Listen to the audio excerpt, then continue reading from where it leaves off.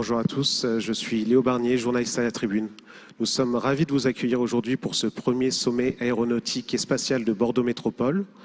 Aujourd'hui, au cours de cette deuxième table ronde intitulée « Nouvelle mobilité aérienne, mode d'emploi », nous recevons 5 invités. Avec eux, nous allons plus spécifiquement aborder la question des enjeux énergétiques autour de l'aviation. Alors avec nous, Damien Cazet, directeur général de l'aviation civile, le régulateur du transport aérien en France. Également Jean-Luc Charon, président de la Fédération française de l'aéronautique, qui nous apportera son point de vue sur les questions d'aviation générale et légère. Olivier Delbucca, donc président d'Aérodécarbo, association née à l'initiative d'anciens élèves de Super-Héros pour pousser plus en avant la réflexion autour de la transition écologique du transport aérien. Jean-Michel Hillion, directeur de la stratégie du groupe Safran, groupe mondialement connu notamment pour ses moteurs CFM et LEAP. Et enfin, Laurent Joly, qui nous apportera un point de vue plus académique. Il est directeur adjoint de la recherche de l'ISAE Super-Héros et pilote du projet Institute for Sustainable Aviation, qui doit être concrétisé d'ici la fin de l'année. Alors, comme vous le savez sans doute tous, l'IATA, l'association aérienne du transport aérien, qui représente les compagnies, a adopté il y a quelques semaines à peine un objectif ambitieux, celui d'atteindre le zéro émission de CO2 net d'ici 2050. C'est un objectif difficile à réaliser, sans doute un pari un peu fou, mais qui est devenu aujourd'hui quasiment obligatoire au vu des enjeux qui gravitent autour de la transition écologique du transport aérien. En dépit des progrès faits ces dernières années, notamment avec de nouvelles générations de moteurs, on voit bien que le transport aérien doit encore diminuer sa dépendance par rapport au pétrole. Et pour ce, il se tourne désormais vers de nouvelles énergies. C'est ce que nous allons voir aujourd'hui. Tout d'abord, les carburants durables aériens, les SAF. Ensuite, la motorisation électrique et hybride électrique. Et enfin, ce qui est présenté comme peut-être la technologie de rupture majeure pour les prochaines années, l'hydrogène. Alors, chacune de ces pistes présente à la fois des avantages spécifiques, mais aussi des contraintes et des limites. C'est ce que nous allons voir aujourd'hui. Et pour introduire le débat, j'aimerais me tourner vers Laurent Joly, afin qu'il nous apporte une vision un peu générale de la question des SAF, telle qu'il souhaite l'aborder au sein de son institut. Et notamment, qu'est-ce qui se cache derrière cet acronyme SAF et d'où provient la réduction des émissions de CO2 par rapport au kérosène. Merci beaucoup de cette introduction. D'abord, 2 petits mots sur l'Institute for Sustainable Aviation. D'abord, on l'a déjà entendu, le problème de la décarbonation de l'aérien est un problème qui dépasse un petit peu les acteurs classiques. L'aviation n'a pas toutes les cartes en main. Elles sont aussi dans les mains des producteurs de carburant en particulier. Elles sont dans les mains d'un secteur économique, financier, réglementaire, politique, géopolitique qui s'occupe de l'écosystème du transport aérien. C'est donc une question qui s'étale sur le plan des disciplines académiques, de mon point de vue, bien au-delà de celle de la conception avion sur laquelle l'ISAE Super-Héros se situe de façon, depuis très longtemps, historiquement. C'est pour ça qu'à Toulouse, on forme un institut interdisciplinaire dans lequel on rassemble justement des économistes, des juristes, des sociologues, des gens spécialistes des opérations avec nos collègues de l'ENAC, des gens spécialistes de l'atmosphère avec le Centre de recherche de Météo France, pour s'occuper de cette question sur toute la largeur du spectre disciplinaire et adopter une approche un peu holistique, système, de la question de la transition vers une aviation plus durable. Voilà pour l'introduction. Donc évidemment, la question des SAF sera au cœur de ces recherches-là, sur lesquelles nous, on se positionnera, non pas comme militants, ni comme acteurs avec des intérêts économiques là-dessus, mais avec nos méthodologies scientifiques, avec une tentative d'apporter quelque chose un petit peu à l'écosystème, avec notre regard à nous et nos outils à nous, un petit peu à l'amont, en faisant de la science de la durabilité. Voilà. Sur la question des SAF, pour introduire le sujet, c'est assez simple. Alors, il y a quelques variations, il y a un certain nombre d'acronymes, de mots, mais SAF, bon, c'est Sustainable Aviation Fuel pour carburant d'aviation durable. Il y a essentiellement 2 catégories en fonction de la nature de l'énergie primaire qui est à l'amont. Soit c'est l'électricité, et on aura les électrocarburants, soit c'est de la biomasse, et c'est les biocarburants. Pour les premiers, la biomasse, elle peut être combinée de différentes façons. On a aussi besoin d'énergie. Et d'où vient la diminution de l'intensité carbone du carburant final? Elle vient qu'on tente de circulariser un petit peu le cycle carbone, qui sinon est ouvert. Quand on pompe du pétrole dans le sous-sol, qu'on le consomme et qu'on rejette du CO2, on est dans un circuit linéaire avec une source et un puits et c'est tout. Hein. La tentative de circularisation du cycle carbone, c'est bien ça l'objectif et la cible de la conception et de la production, avec un défi qui est celui du passage à l'échelle, une production d'une grande quantité de SAF, et pour laquelle d'ailleurs l'aviation entrera un petit peu en concurrence en termes de consommation avec les autres clients, les autres consommateurs. Voilà. Je vous remercie. Jean-Michel Hillion, donc on parle d'une technologie drop-in, donc la possibilité de mettre jusqu'à 50% de SAF dans un réservoir sans modification technique ou réglementaire. Est-ce qu'il y a tout de même des limitations technologiques sur cette technologie des SAF ? Et peut-être comment optimiser encore leur impact, notamment avec de nouvelles générations de moteurs peut-être, plus économes encore, ou d'aller vers le 100% d'incorporation de SAF. Oui, merci. Bonjour à tous. Déjà, je voudrais apporter juste une précision, c'est que qu'est-ce qu'un SAF? C'est quand on le met dans l'avion, c'est du kérosène quasiment à 100%, avec quelques petites différences qui ont quand même leur importance. Et c'est ce qui fait l'avantage du SAF, c'est qu'il est compatible, il est, comme on dit, drop-in, et c'est un moyen de décarboner que l'on peut utiliser dès maintenant. D'ailleurs, histoire d'illustrer les choses, j'ai apporté un petit échantillon, j'espère qu'il n'a pas coulé, mais c'est un échantillon de biocarburant qui vient d'être fabriqué avec un de nos partenaires et qui est issu d'huile usagée et de copeaux de bois. Et vous pouvez voir que ça a la même apparence, la même odeur, la même saveur peut-être, je ne sais pas, que le kérosène.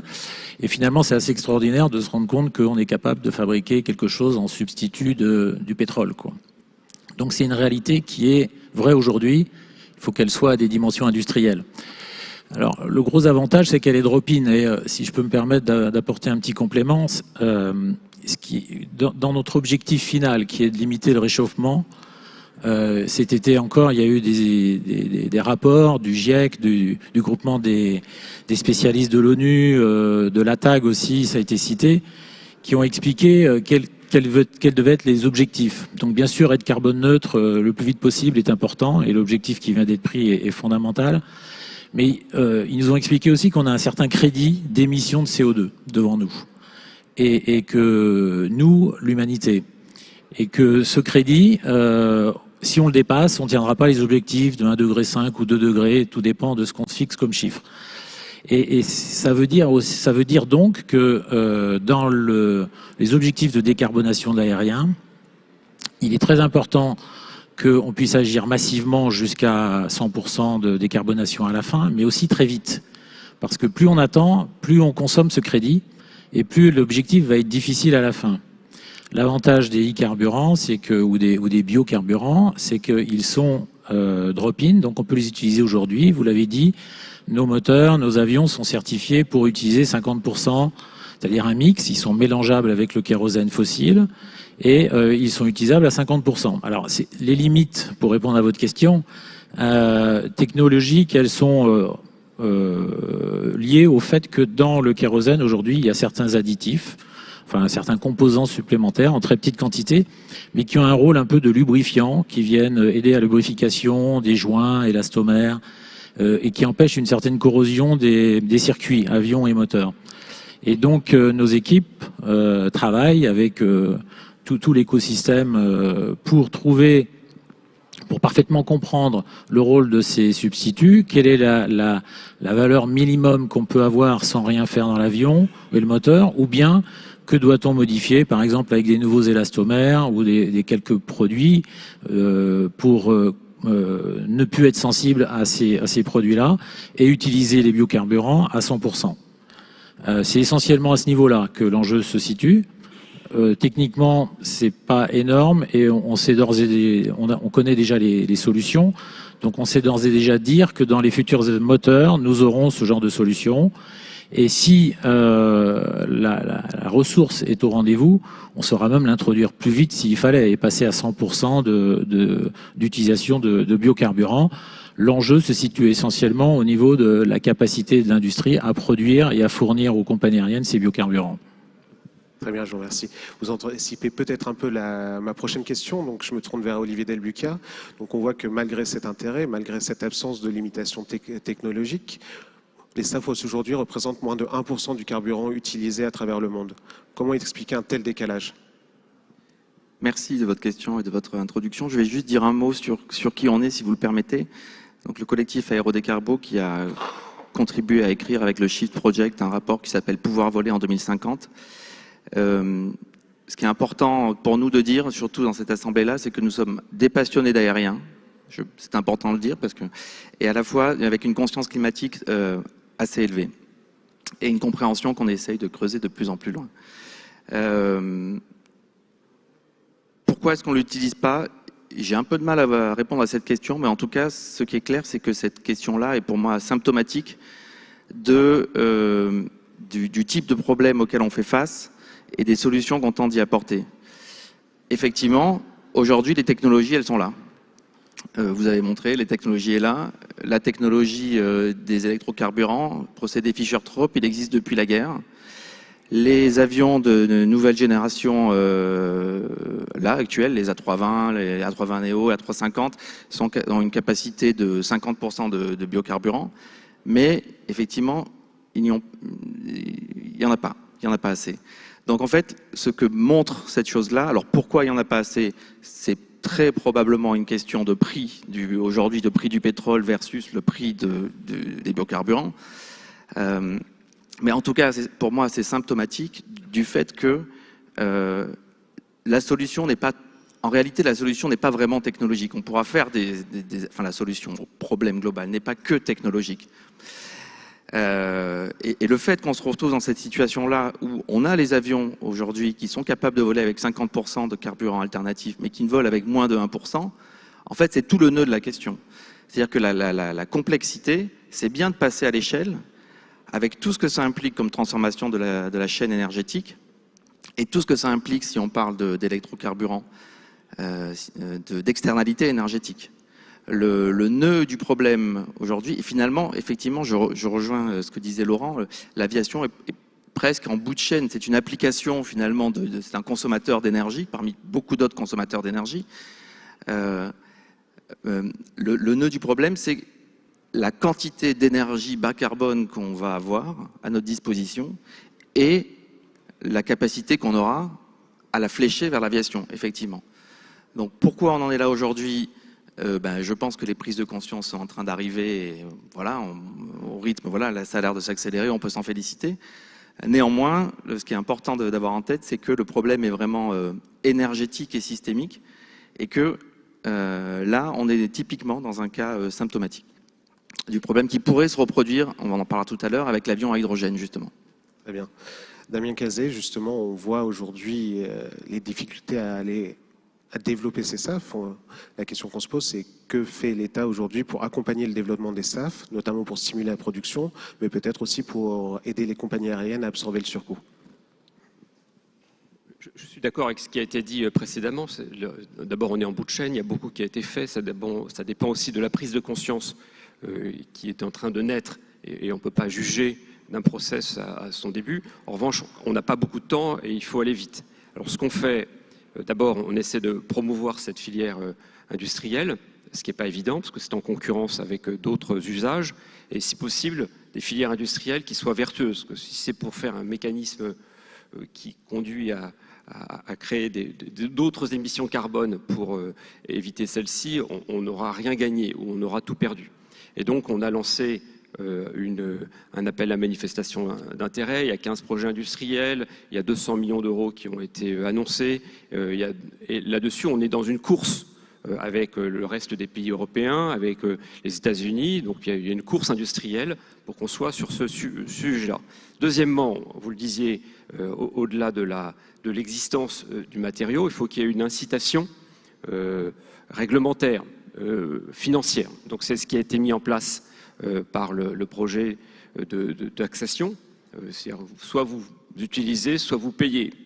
On n'est jamais très content de créer des nouvelles taxes, c'est jamais une bonne chose, mais néanmoins c'est inévitable et la théorie économique le montre, pour faire naître au début des process industriels. Donc on le met en place, 1%, 2%, et on ira ensuite en croissant avec une courbe qui d'ailleurs rejoint la courbe européenne. C'est d'ailleurs le troisième sujet. Parce que si on ne fait qu'un dispositif qui est français, on sera satisfait, mais on n'aura pas gagné grand-chose. Donc on a une capacité d'entraînement industriel, il faut qu'on ait aussi une action réglementaire. Et au niveau européen, il faut qu'on puisse imposer d'entraîner l'ensemble des pays européens. On y est, il y a encore des difficultés, parce que tous les pays n'ont pas le même degré de maturation qu'en France. Et puis aussi qu'on entraîne les pays où il pourrait y avoir des fuites ou qui pourraient nous rejoindre. Et ça, c'est un travail qui est fait collectivement avec la Commission, avec les pays voisins. Et puis, du point de vue réglementaire, faire en sorte qu'il n'y ait pas des emports qui fassent qu'il y ait des fuites et que vous veniez avec les soutes pleines et que vous repartiez ensuite sans avoir brûlé de biocarburants. Donc ça, il faut qu'on puisse le faire en Europe. Et puis, plus largement, qu'on l'entraîne aussi au niveau mondial. Et ça, c'est l'action qui est déterminée au niveau de l'OACI. Donc, il faut jouer sur tout le panel. Et c'est normal que ça prenne du temps. Il faut qu'on fasse comprendre aussi qu'on n'en a pas beaucoup et qu'on mette des moyens, parce qu'à la fois, si on veut atteindre nos objectifs, il faut mettre ces moyens. Et deuxièmement, tout ce qu'on n'aura pas fait, les autres le feront et nous piquerons, si je puis dire, les marchés industriels. Donc il faut être très déterminé et ne pas lésiner. Et je crois que c'est ce qui est fait actuellement. Donc, Jean-Luc Charon, du point de vue de l'aviation générale et légère, est-ce que les biocarburants peuvent être pertinents pour votre industrie? Alors, si la question est globale comme ça, peuvent-ils être pertinents? La réponse est oui, sauf qu'aujourd'hui, ces biocarburants sont essentiellement des remplaçants du kérosène et nous n'avons pas de moteur dans nos aéroclubs qui fonctionnent au kérosène. Mais si les industriels veulent bien faire un biocarburant qui correspond à notre essence, on pourra le faire. Je voudrais juste rebondir sur beaucoup de choses qui ont été dites aujourd'hui, justement, dans la communication sur tous ces efforts. Alors, typiquement, les biocarburants, c'est un sujet très, très technique, c'est très difficile, face à l'aérobashing, de montrer ça. Le grand intérêt de l'aviation légère, et notamment, il faut savoir que la France, c'est le pays qui a le plus grand nombre d'aéroclubs. C'est nous qui représentons la moitié des pilotes privés en Europe, et on représente également, en dehors des États-Unis, le premier groupement de pilotes privés.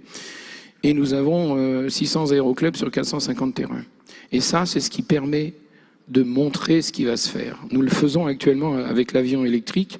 Et même si l'avion électrique, c'est pas encore l'hydrogène, mais nous travaillons nous aussi sur l'hydrogène, c'est pas le SAF, mais ça permet de crédibiliser ce qui est fait. Nous avons passé un test absolument fantastique, nous. Nous sommes mairie de Poitiers proof. Nous avons été montrer notre avion à la maire de Poitiers, donc vous voyez ce que je veux dire. Et elle a été obligée de reconnaître qu'effectivement, c'était un grand pas.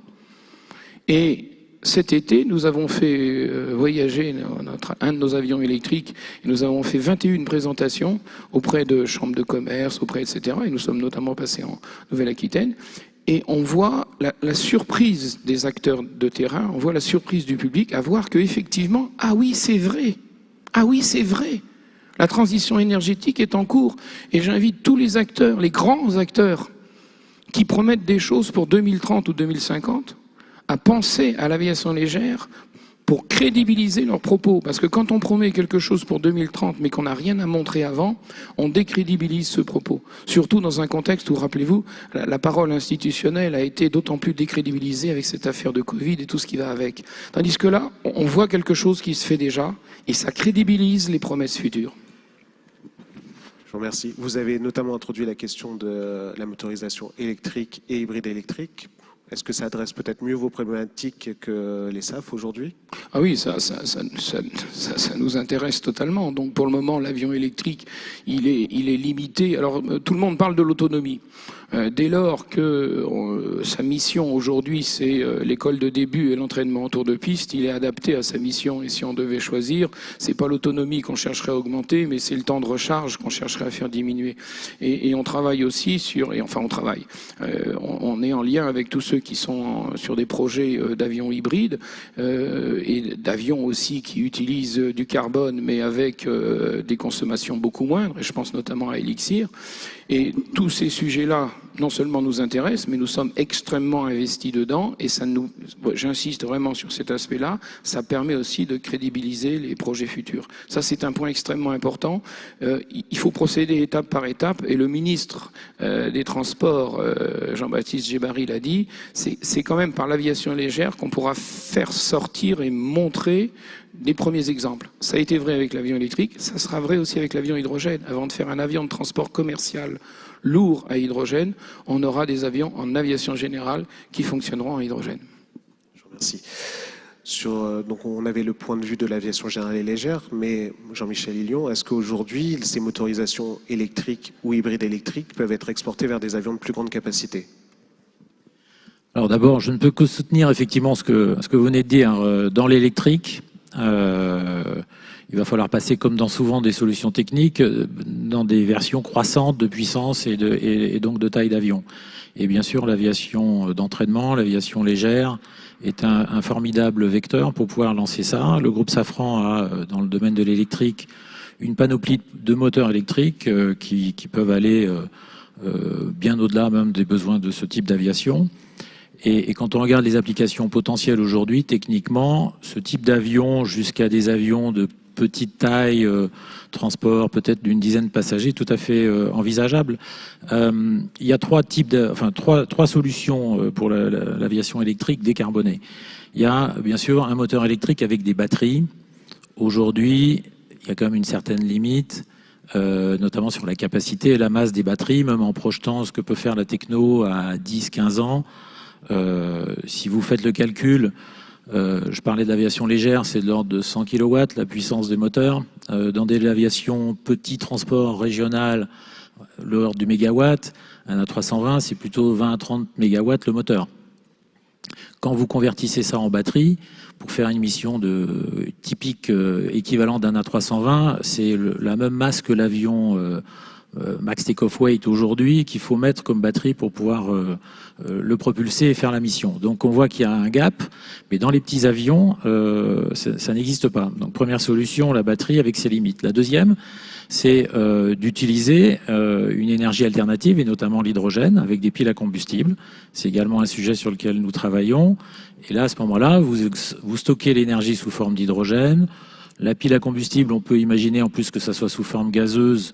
J'entendais parler de réservoirs haute pression ce matin. C'est tout à fait la solution qu'on peut envisager. À ce moment-là, vous pouvez déjà augmenter l'autonomie et c'est quelque chose qui est également dans un horizon tout à fait accessible. Ça existe dans l'automobile. Il faut un peu améliorer quand même l'efficacité, le rendement pour pouvoir avoir des choses d'une masse acceptable en avion. Et puis le troisième, vous l'avez cité, c'est les hybrides.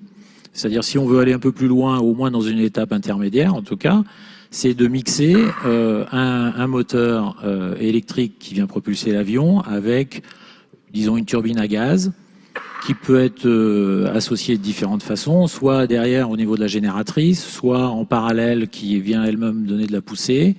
Et ça, c'est également une solution qui permet d'avoir une réponse économique et opérationnelle tout à fait crédible. Après, évidemment, cette solution-là, elle vient brûler du carburant, donc il vaut mieux que ça soit du SAF. Enfin, bon, on retrouve la problématique, mais à une moindre mesure. Et puis, je voudrais quand même citer, parce qu'on parle de la propulsion électrique, mais nous, dans notre prochaine génération de moteurs, un des axes fondamentaux pour décarboner, c'est quand même que les avions soient moins gourmands. On s'aperçoit quand on gagne, ce matin on parlait de 15% sur la génération qu'on met sur le marché aujourd'hui, quand on gagne 15% de carburant, on gagne 15% en coût, on gagne 15% en autonomie ou en rayon d'action, et on diminue de 15% la problématique de fabriquer des nouveaux carburants tels que des SAF ou de l'hydrogène. Donc c'est absolument fondamental de continuer à travailler. L'aéronautique a diminué par 5, l'industrie aéronautique a diminué à peu près par 5 la consommation par passager kilomètre depuis l'avènement des jets, depuis les années 60. Ce qui est énorme, et on a encore des solutions qui permettent, on pense, rien qu'au niveau du moteur, de gagner encore 20%, et certainement au niveau de l'avion un peu plus. Donc on est dans un enjeu 25 à 30% supplémentaire, et cet enjeu ou ces nouveaux moteurs passeront aussi par une forme d'hybridation qui sont pas ce qu'on imagine, c'est-à-dire au sens des automobiles, c'est-à-dire d'apporter de la puissance, de la pousser avec de l'électrique, mais plutôt d'utiliser l'électrique pour aider le moteur à être optimum dans son fonctionnement, être plus pointu et dans sa consommation, et d'être malgré tout à fait opérable et sûr. Voilà, donc c'est le 4e axe sur lequel nos équipes travaillent aujourd'hui pour préparer le moteur des gros avions du futur qu'on peut avoir disponible d'ici une bonne dizaine d'années. Olivier Delulca, donc Jean-Michel Lignon nous a décrit 4 axes, mais est-ce que vous pensez que justement que cette aviation électrique ou hybride électrique pourra avoir un impact significatif sur la réduction de l'empreinte carbone du transport aérien? Alors je vous disais que nous, on est des deux côtés à chaque fois de la barrière. Soit selon l'Assemblée, on amène des informations sur l'aérien, soit plutôt sur le climat. Donc là aujourd'hui, vu les personnes présentes ici, je pense que j'ai pas grand-chose à apprendre sur l'aérien. C'est plutôt moi qui vais apprendre des choses. En revanche, quand on se pose ces questions-là d'un point de vue global, énergétique et climatique, effectivement, il y a un certain nombre de choses qu'il faut avoir en tête. Et qui, je pense, peut-être pour répondre à la question de monsieur, on se demande pourquoi est-ce qu'il y a de l'aérien bashing, c'est parce qu'il y a des messages qui sont vraiment très importants, qu'il faut bien avoir en tête, et je pense qu'il faut vraiment se les dire. Est-ce que l'électrique, ou on va dire les piles, sont une solution de décarbonation? Oui, évidemment, ça fait partie de la solution.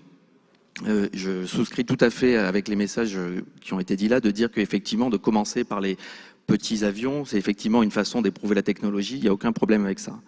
Est-ce que c'est suffisant à terme? Non, parce que, là je passe du côté rabat-joie, désolé, non, parce que la part évidemment de commuters et de courts courriers globalement dans le monde, c'est de mémoire 30%, et en France c'est de l'ordre de 10%, au niveau des émissions, je parle. Donc si on a traité ce problème-là, évidemment on n'a pas traité le problème principal. Et l'autre problème, évidemment, c'est que, comme on l'a dit tout à l'heure, l'aérien se situe en bout de chaîne, donc tout dépend comment est fabriquée cette électricité ou cet hydrogène. Si aujourd'hui vous faites voler des avions électriques aux États-Unis ou en Inde, en réalité, vous avez émis plus que si vous avez mis directement du kérosène dans le réservoir. Ce qu'il faut bien comprendre, c'est que le pétrole, donc le kérosène, l'essence, c'est une manne énergétique dense que nous avons. Il ne faut pas juste se baisser pour la ramasser, il faut quand même la trouver, la raffiner, mais qui était en grande quantité et gratuite, au raffinage près. Et aujourd'hui, on se pose la question de passer à de l'énergie transformée, fabriquée. Et donc toute la question, c'est la fabrication de l'électricité. In fine, c'est la fabrication de l'électricité. Donc, en fait, cette question-là est vraiment au cœur. Si on avait aujourd'hui l'ensemble de la flotte aérienne qui volait à l'électrique, les émissions de l'aérien seraient pires. Parce que le mix énergétique mondial, le mix électrique mondial, est fortement à une intensité carbone énorme. Donc, le sujet, en fait, est là. Donc, oui, bien sûr qu'il faut passer par ces étapes-là, et elles sont importantes. Et en tout cas, quand on est en France, où on a la chance d'avoir un mix énergétique bas carbone, eh ben oui, aujourd'hui, si on fait voler un avion électrique en France, avec de l'électricité, on va dire, made in France, oui, on émet significativement moins. Il y a beaucoup d'autres sujets autour des batteries, mais en réalité, aujourd'hui, au niveau monde, ce n'est pas le cas. Donc, le sujet presque prioritaire, en plus de la technologie avion, c'est la décarbonation de l'énergie. Je crois que je l'ai déjà dit, ça fait 2 fois que je le dis. Mais... Je vous remercie. Damien Cazet, d'un point de vue réglementaire, est-ce qu'il y aurait un problème à faire voler des passagers sur des avions hybrides électriques ou électriques demain? Comment adressez-vous cette question? Il n'y a pas de problème au sens où on peut trouver des solutions, mais les solutions seront exigeantes du point de vue de la sécurité. On peut tout à fait imaginer. Je trouve d'ailleurs que quand on parle de l'avion électrique, on parle du mix énergétique. On parle peu de la question du bruit, qui est pourtant essentielle pour l'utilisation de ces avions et très attendue de ce point de vue-là. Et sinon, pour répondre à votre question, ça sera très exigeant. Ça sera d'autant plus exigeant qu'on voudra aller vers une aviation commerciale, parce que ça sera évidemment au niveau international puis mondial. enfin européen puis mondial. Et ça, on l'a déjà fait, on a travaillé, on fait des dérogations quand il le faut. Il faut qu'on garde aussi ce que dit mon voisin de droite, c'est-à-dire un esprit critique qui fasse qu'on ait un débat d'idées riche. Et le débat d'idées est toujours utile, et que par ailleurs, ce que pense mon voisin de gauche, c'est qu'on doit aussi être dans un monde de liberté, d'innovation, d'initiative, et qu'on doit aussi, avec l'électrique, permettre aux gens de pratiquer leur passion, et aussi parfois de prendre des risques qui ne mettent pas en cause la sécurité des gens, mais en tout cas qui montrent qu'on essaie des nouvelles solutions technologiques, parce que sinon on est engoncé et on n'avance sur rien. Donc il faut effectivement faire ces dérogations, ce qu'on a fait avec le pipistrelle. Je vous propose maintenant d'aborder la question de l'hydrogène. Donc, on a beaucoup entendu parler Airbus sur ce sujet, notamment avec un projet d'avion potentiellement disponible à partir de 2035. Ce que j'ai voulu savoir maintenant, c'est comment se positionner le groupe Safran sur cette question et quels sont les verrous technologiques à faire sauter pour pouvoir utiliser l'hydrogène comme carburant demain. L'hydrogène est complètement un des axes sur lesquels nous devons tous travailler pour décarboner l'aviation. Aucune ambiguïté là-dessus. Comme je citais tout à l'heure, dorénavant, c'est l'objectif zéro émission nette que l'on vise. Même si on imagine de passer à 100% d'utilisation de biocarburants, on considère qu'on décarbone à peu près de 80% les émissions parce qu'il y a toute une logistique autour pour la fabriquer, etc. Donc il faut passer à une solution vraiment 100% zéro net. Et l'hydrogène est une des façons de faire.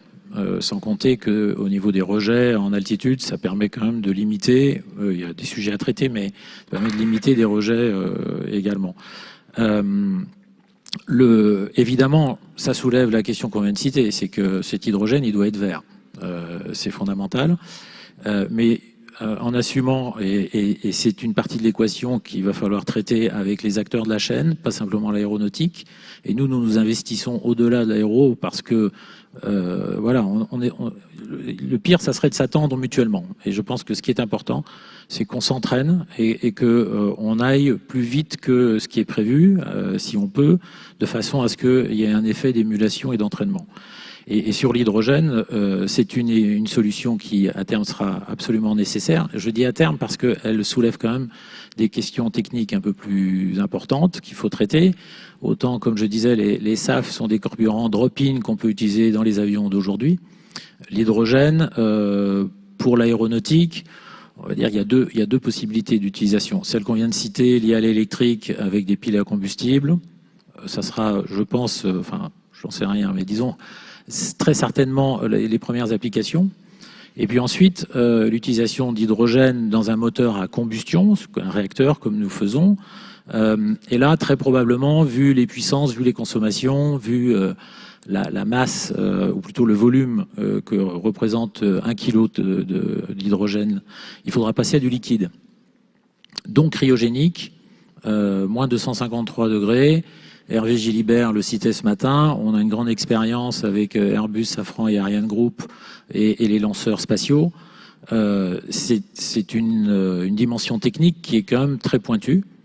L'hydrogène est une matière très, très spéciale, très légère, qui a tendance à fuiter par les moindres petites possibilités, on va dire. Et puis donc cet aspect du cryogénique, qui va amener, disons, 3 grandes questions. Toute la logistique au sol liée à la fabrication, l'acheminement, le stockage, qui est quand même un point important. Le stockage à bord avec les réservoirs cryogéniques, certainement pressurisés, enfin un certain nombre de dispositifs qui font qu'ils seront plus compliqués, plus lourds en masse globale. Et puis la combustion dans les moteurs. Aujourd'hui, les architectures des moteurs que l'on connaît sont, moyennant quelques modifications assez importantes, mais sans remettre en cause complètement l'architecture, peuvent brûler de l'hydrogène. Il faudrait revoir le circuit carburant, mais c'est quelque chose de faisable. Il faut quand même du temps pour valider, tester, certifier, montrer qu'il n'y a pas d'effet, que les aspects de corrosion, que les étanchéités, que toute la logistique opérationnelle aussi est faisable autour de ça. Et donc, c'est un sujet sur lequel nous travaillons aujourd'hui activement Hervé l'a cité ce matin, on a des travaux, des projets, et il faudra juste un peu plus de temps et certainement passer par des véhicules plus petits dans un premier temps. Je vous remercie. Laurent Joly, justement, on a parlé des questions d'infrastructure. Comment justement, quels sont les défis pour intégrer cet hydrogène au sein de l'écosystème du transport aérien? Alors, toutes les questions technologiques qui viennent d'être mentionnées sont passionnantes et pour des scientifiques, ce sont de beaux défis aussi. Et d'ailleurs, on est en partenariat avec ces acteurs de l'industrie sur ces sujets-là. Mais si la question est celle du transfert vers l'écosystème de l'hydrogène à grande échelle, effectivement, ça pose des questions assez non technologiques. Il y a évidemment des coûts afférents à cette transformation complète de la chaîne d'approvisionnement. Il y a des coûts afférents à l'innovation, déjà à l'amont, et puis au transfert de cette innovation dans le secteur industriel, autant celui de l'aviation que celui des fournisseurs d'énergie à l'amont.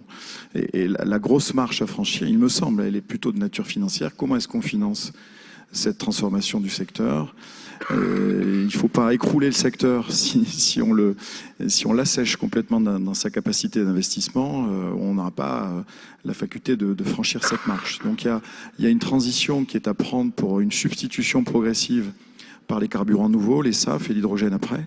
Cette transition progressive, à chaque fois, il faut la financer. Donc il y a des enjeux majeurs qui relèvent de la santé économique à la fois du secteur et puis des soutiens qu'il reçoit de son environnement, avec à la fin éventuellement un petit impact sur le prix du billet.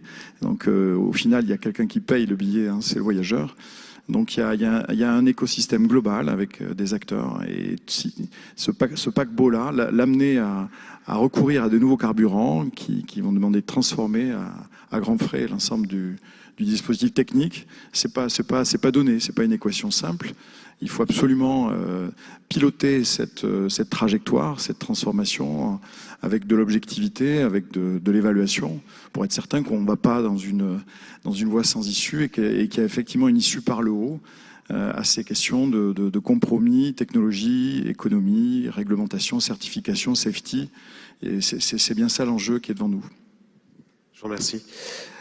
De fait, Damien Cazet, comment l'État accompagne ce mouvement vers l'hydrogène, que ce soit à travers la recherche avec l'action du CORAC ou peut-être aussi en menant directement des réflexions réglementaires en amont de l'EASA? Les deux, évidemment, parce que tout le monde est sur le sujet. De façon générale, je trouve que vous avez un travail qui est vraiment très difficile parce que je le constate au fur et à mesure des colloques qui se multiplient avec ce déconfinement que l'on partage tous avec bonheur. Les échanges sur l'aéronautique et sur l'avenir de l'aéronautique montrent qu'il n'y a pas de césure entre anciens et modernes, entre, si vous me passez l'expression, jeunes cons, vieux cons, qui ont pu traverser certains secteurs. Les gens ne sont pas tous du même avis, ils partagent des opinions, et c'est tant mieux, différentes. Mais en revanche, je constate que tout le monde a bien en vue la transition écologique et avance avec détermination. L'hydrogène fait partie des solutions, elle est controversée, elle doit être challengée. Et par ailleurs, et parce que c'est utile, et il faut que, évidemment, ce débat d'idées soit le plus riche possible pour qu'on soit totalement détendu, alors qu'on investit énormément d'argent. Là, c'est pas le voyageur, c'est le contribuable qui paye, 1,5 milliard avec le CORAC. Et il y a des annonces qui ont été faites la semaine dernière pour montrer que l'avion vert faisait partie des priorités nationales de cette décennie.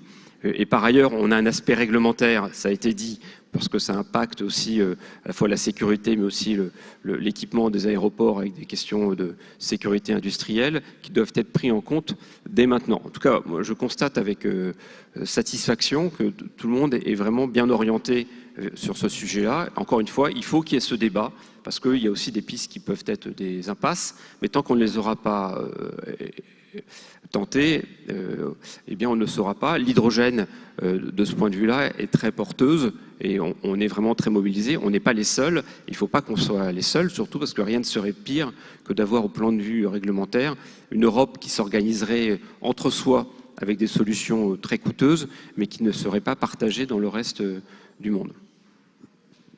Olivier Delbucca, tout à l'heure, vous avez mentionné le problème d'avoir de l'électricité décarbonée pour que l'aviation électrique ait un véritable impact. Est-ce qu'on est dans le même cas de figure avec l'hydrogène et est-ce que ça pourrait être l'un des principaux freins à cette réduction de l'empreinte carbone de l'aviation ? Oui, on est dans le même cas avec l'hydrogène. Aujourd'hui, l'hydrogène industriel n'est pas produit par électrolyse ni avec de l'électricité verte. Il est produit par vaporoformage de matières fossiles. Donc évidemment, ça c'est complètement exclu. Donc pour avoir, une des façons, la façon principale d'avoir de l'hydrogène vert, c'est de produire cet hydrogène par électrolyse. Donc c'est un procédé qui demande de l'électricité. Donc l'hydrogène est intéressant pour deux axes. Il y a l'axe direct pour l'avion à hydrogène dont on a parlé là, mais il est aussi utile pour les électrocarburants, puisqu'il faut de l'hydrogène pour produire les électrocarburants. Donc l'enjeu est double, on va dire. Et évidemment, pour faire marcher ces électrolyses, il faut de l'électricité. Et donc on revient dans le même débat tout à l'heure que les avions électriques, c'est-à-dire que tout dépend de la façon dont on produit l'électricité. Mais ce qu'il faut avoir encore plus en tête, je vais dire, c'est que si on produit de l'hydrogène par électrolyse et par électricité, en fait, plus on s'éloigne de la source d'énergie primaire, plus l'efficacité énergétique, c'est-à-dire que entre l'énergie que vous allez produire au début, si par exemple, pour aller dans aucune forme d'autre polémique, on va dire qu'on fait des éoliennes. Les éoliennes, tout le monde aime ça. Donc on fait des éoliennes. Donc entre l'énergie que vous allez produire par l'éolienne et l'énergie utile directement dans l'avion, il y a une déperdition importante. Et plus vous êtes loin, donc là avec l'hydrogène on est très loin, plus vous avez de déperdition et plus il est fondamental que l'électricité soit décarbonée. Et ce qui est très important et c'est montré d'ailleurs à la fois dans le rapport au pouvoir volant 2050 et dans le référentiel aviation climat de Supaéro, c'est que la décarbonation de l'énergie, la décarbonation des carburants est extrêmement consommatrice d'énergie. Mais plus en fait, c'est-à-dire qu'on a besoin de plus d'énergie pour avoir la même quantité d'énergie bas carbone. Nous, on a fait un petit calcul dans le rapport pouvoir voler en 2050. Alors là, je suis désolé, je vais reprendre ma chemise de rabat-joie. On a fait un petit calcul. On a établi un scénario où justement on a un avion à hydrogène moyen courrier. Donc ici, tout le monde sait ce que c'est. 7000 km de range hydrogène et tout en dessous, tous les courts courriers, etc. À hydrogène, donc qui arrivent à 2035. Et en 2035, tous les longs courriers qui a priori ne seront pas éligibles à la technologie hydrogène, on pourrait en parler, mais voilà, sont 100% SAF. Et donc il y a un rythme de déploiement, donc c'est important. Je pense que j'y reviendrai tout à l'heure à la conclusion.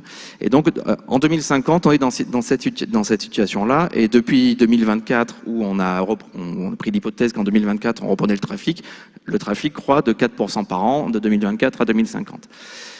Donc pour satisfaire aux besoins énergétiques dans cette configuration-là, si on n'avait que des éoliennes, il faudrait qu'on prenne le parc énergétique, le parc éolien de 2019 mondial, qu'on le multiplie par 6,5 et qu'on dédie sa production à l'aérien. Donc ça ne veut pas dire qu'il ne faut pas le faire, ça ne veut pas dire que c'est impossible, ça veut dire qu'il faut avoir en tête réellement cet ordre de grandeur, et notamment pas parce que c'est pas possible, mais parce que l'aérien, on l'a déjà dit, mais ne sera pas le seul à demander ça. Donc ça pose vraiment cette question-là. Et c'est à partir de ça, on n'en a pas encore parlé, mais je vais devoir en parler à un moment, on réfléchit à la question de la sobriété et de l'anticipation du secteur à la sobriété.